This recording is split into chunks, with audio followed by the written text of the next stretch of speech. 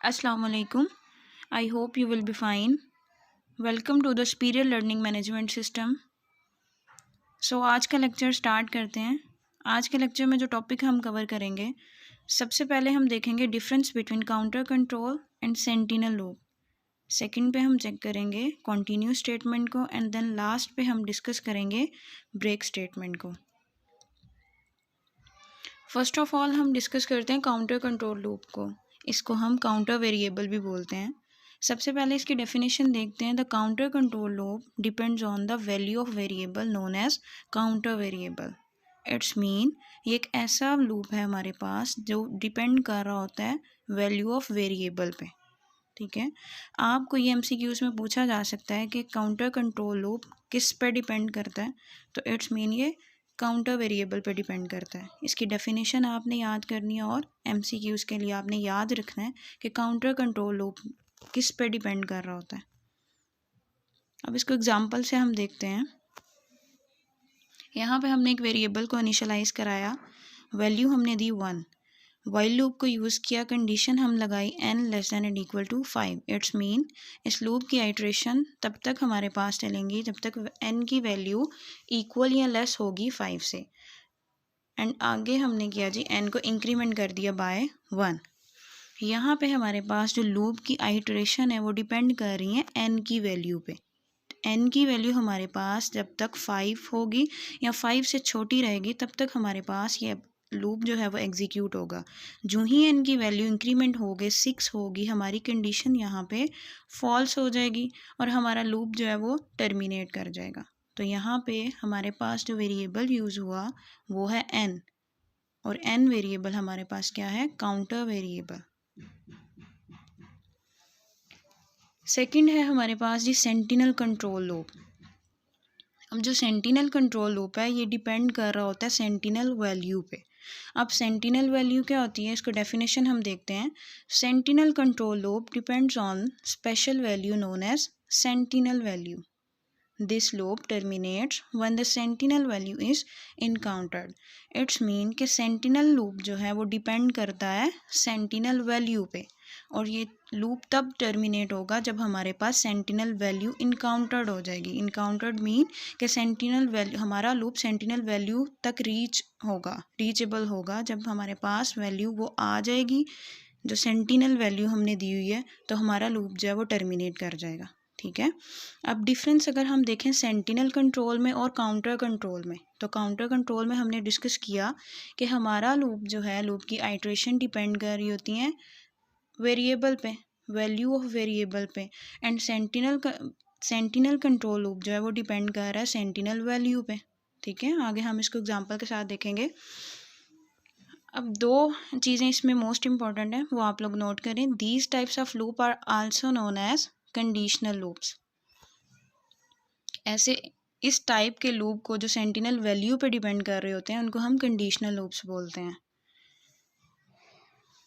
And second है the number of iteration of sentinel control loop is unknown. हमें नहीं पता होती एडवांस में कि हमारे पास सेंटिनल लूप में कितनी नंबर ऑफ आइट्रेशंस हैं। ठीक है, ये दोनों पॉइंट आपने MCQs के लिए याद रखने हैं। नेक्स्ट हम एग्जांपल के साथ इसको चेक करते हैं। यहाँ पे हमने एग्जांपल लीजिए, एक वेरिएबल लिया, वैल्यू हमने इनिशियलाइज कराई 1, वाइल लूप यूज़ कर रहे हैं। इसमें कंडीशन हमने दी n less than and equal to 5 और इंक्रीमेंट कर दिया बाय 1। अब यहाँ पे हमारे पास सेंटिनल वैल्यू कौन सी होगी उसको चेक करते हैं।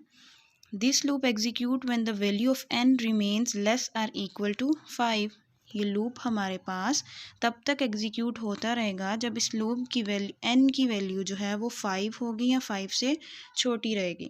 When the value of n variable incremented and become 6, जब हमारे पास वैल्यू 5 से इंक्रीज हो जाएगी। ठीक है, 5 से इंक्रीज होकर जब 6 आएगी तो कंडीशन हमारी फॉल्स हो जाएगी। अब कंडीशन हमारी फॉल्स होगी तो लूप हमारा टर्मिनेट हो जाएगा। तो अब यहाँ पे नोट करने की चीज़ है कि हमारे लूप को किस वैल्यू ने टर्मिनेट किया है। ठीक है, n की वैल्यू जब 6 हुई तो 6 हमारे पास क्या है, सेंटिनल वैल्यू। ठीक है, काउंटर वेरिएबल हमारे पास n है जो वेरिएबल है, और सेंटिनल वैल्यू जो उसकी वैल्यू ऐसी वैल्यू वेरिएबल हमारे पास n है और इसकी वैल्यू हमारे पास जो आ रही है 6, वो होगी हमारी सेंटिनल वैल्यू। नेक्स्ट हमारे पास कॉन्टिन्यू स्टेटमेंट। कॉन्टिन्यू स्टेटमेंट को देखते हैं। The continue statement use in the body of loop, it is use to move the control to the start of the loop body. Continue statement हमारे पास एक ऐसी statement है जो लूप बॉडी में यूज़ होती है, ठीक है।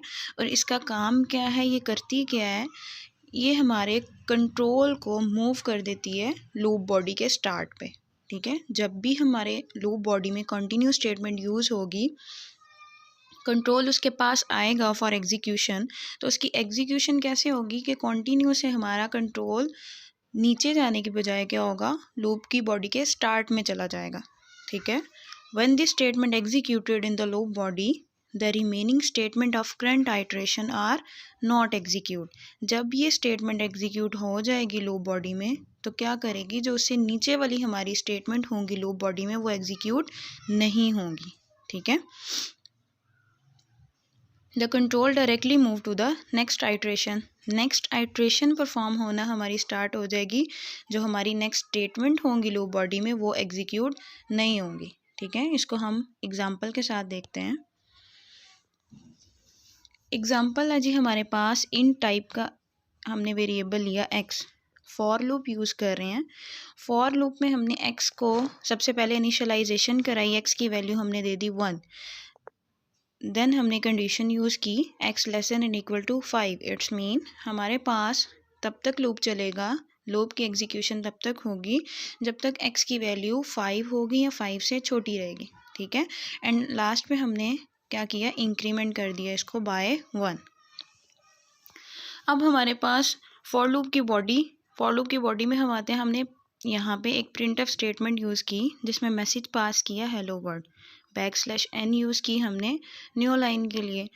इसके बाद हमने एक स्टेटमेंट यूज़ की जो है कॉन्टिन्यू स्टेटमेंट। कॉन्टिन्यू स्टेटमेंट क्या है, ये हम इसकी डेफिनेशन में पढ़ चुके हैं, ठीक है। इसके बाद हमने एक प्रिंटफ स्टेटमेंट, दोबारा से एक प्रिंटफ स्टेटमेंट यूज़ की, उसमें मैसेज क्या पास कर रहे हैं हम, नॉलेज इज़ पावर, ठीक है। अब इसकी एग्जीक्यूशन कैसे होगी,